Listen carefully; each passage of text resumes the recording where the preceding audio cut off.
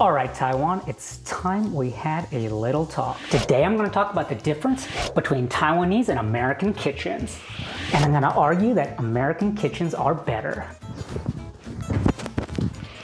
But if you think I'm wrong, feel free to prove me wrong in the comments. Before I would rent a house in Taiwan, I had to look through hundreds and hundreds of listings. Because when you look at houses, Taiwanese and American kitchens are designed very differently. I think this change represents more than just differences in Taiwanese and American architecture, but also about differences between Taiwanese and American cooking. We eat different foods, different family members are cooking, and we have different social structures around eating. So who's ready for some kitchens? Before we get started, I just wanted to point out,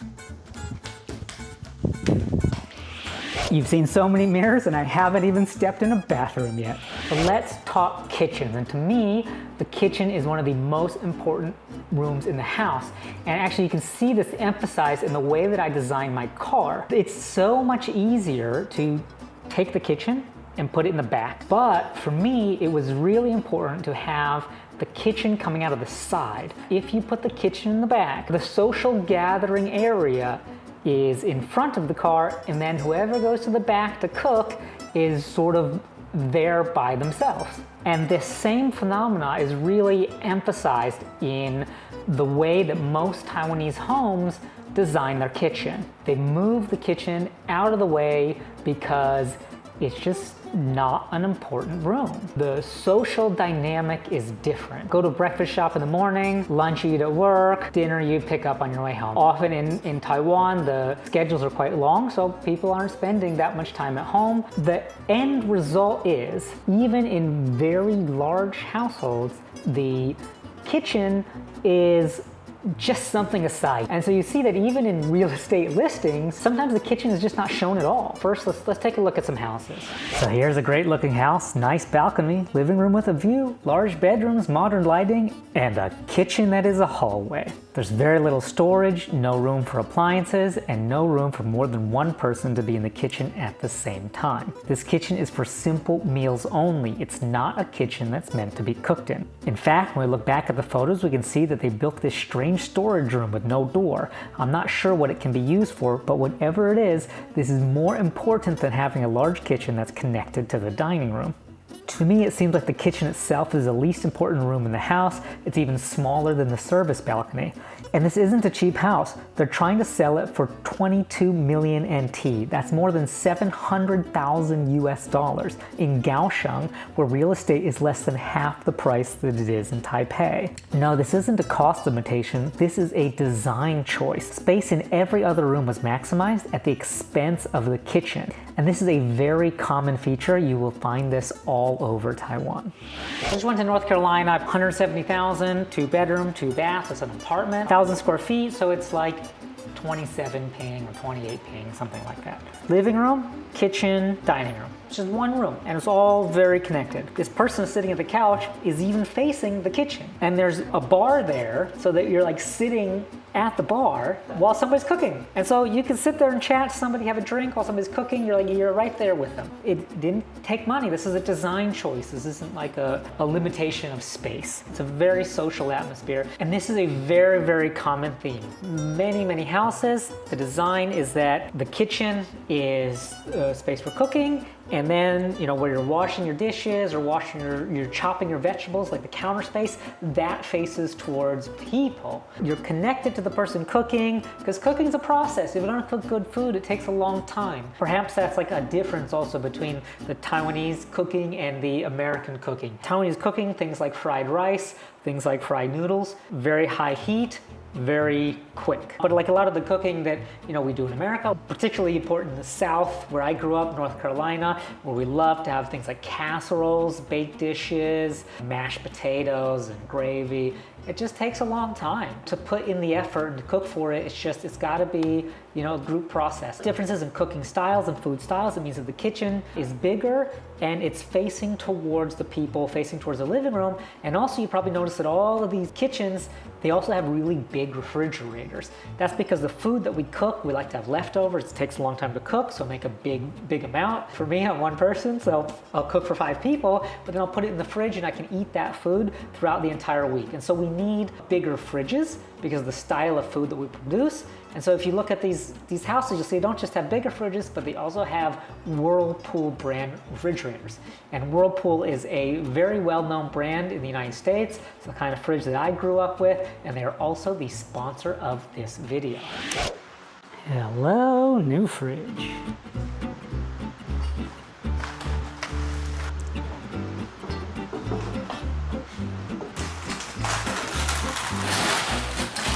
Come check out your new fridge. Wow, great.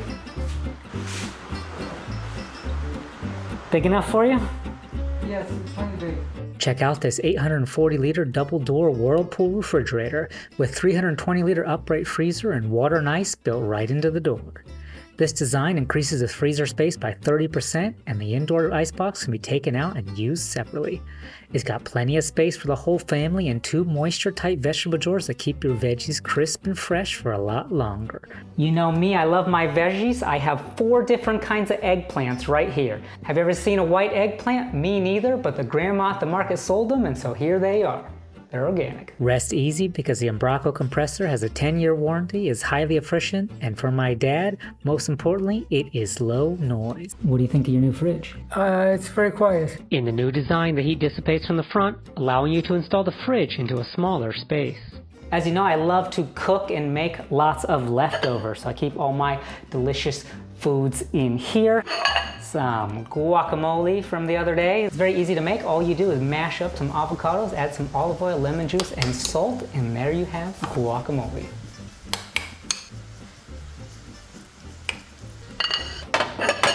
It's my 5-bean chili. I make a big pot of it and eat it almost every day. 5 beans is pretty small for me.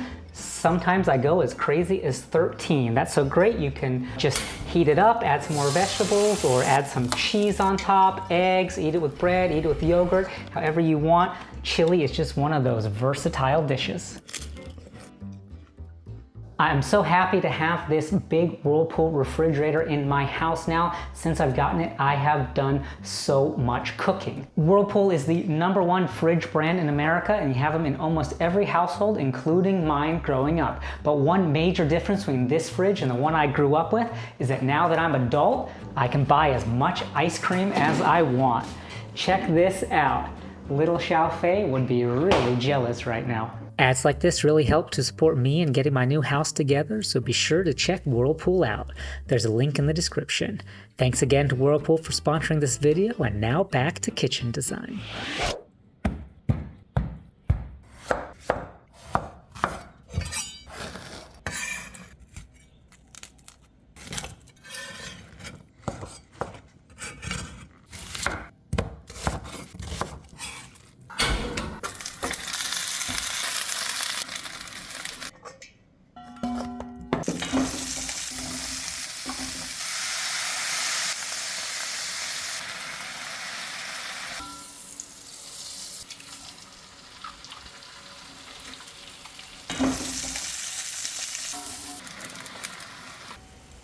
So to me, the kitchen is the most important room of the house. It is the heart and soul of a home. And when we were going around looking at houses, we looked at quite a few places, and the kitchen was just the first room I would walk into, just straight to the kitchen. When I walked into this house, immediately the very first thing I walked in, I said, this wall's got to go. This wall to me makes no sense. It just causes a lot of problem. If you look around, this living room is super beautiful. We have giant windows, chandeliers. It's a really great space. All this wall does is separate you from that space. And it's even like so silly is that we have so much light coming in here because the windows are so big, but when you're in the kitchen, you have to turn the light on during the day to use it. Check out how nice and beautiful and well lit the living room is, and then when we get to the kitchen, it is dark. This is so annoying. We have to turn the lights on during the day just to use it, and to film this segment, we are even using a little lamp here. Also, it segregates the space, so in the living room, like if somebody there is sitting on a couch and let's say I'm making breakfast and I want to ask them how do they want their eggs. Because there's a wall there, I have to say, hey, how do you want your eggs?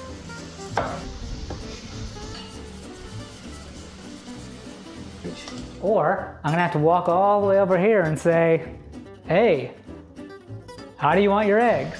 It basically just like removes the cook from the social atmosphere that was going on in the living room. I was just scolded for putting the lettuce on top because if you put the egg on top, it looks more delicious. However, there's a very practical reason for this. Check it out, when I'm holding this, my fingers are on the lettuce, and so, they're not like super dirty. The egg is a bit greasy from the butter. Also, if you put the egg on top of the lettuce, it's gonna fall off. And it all tastes the same. It's delicious. People, when they're camping, they'll put some kind of fire in the middle or grill in the middle, and everybody sits around it and everybody's chatting and everybody's cooking. And ideal atmosphere that I would like to create is the same as you get when you're out camping and you're barbecuing. And so I think that the way to solve that here is get rid of this. And if it was a bar, that would be a place to do it, person standing on their side. It would just make daily life a little bit nicer. So the way I would like to do it is kind of rip this stuff out, take the fridge and then move it here and like build it into the cabinets. We're gonna have counters on the other side, and then the range will be over here. And so this is where you're pulling all your stuff out, lots and lots of storage. The whole wall can be storage, and it'll be deeper so you can put a lot more into it. And then over here, we can either have the range here, or we can put it on the other side facing the living room. That'd be kind of cool too. I like to cook. I like to cook for people. I spend a lot of time in the kitchen. For me personally, an open floor plan is the only way to go. It is 1,000% better than those hallway kitchens you see in most Taiwanese homes. So, was I convincing? Is a American style open floor plan kitchen better? Or do you think that the Taiwanese style hallway kitchen is better because it takes up less space, and if you're not going to be using it that much, then you can devote more space to other rooms that you will be spending more time in. Thanks for watching. Let me know what you think in the comments, and again, a big thanks to Whirlpool for sponsoring this video.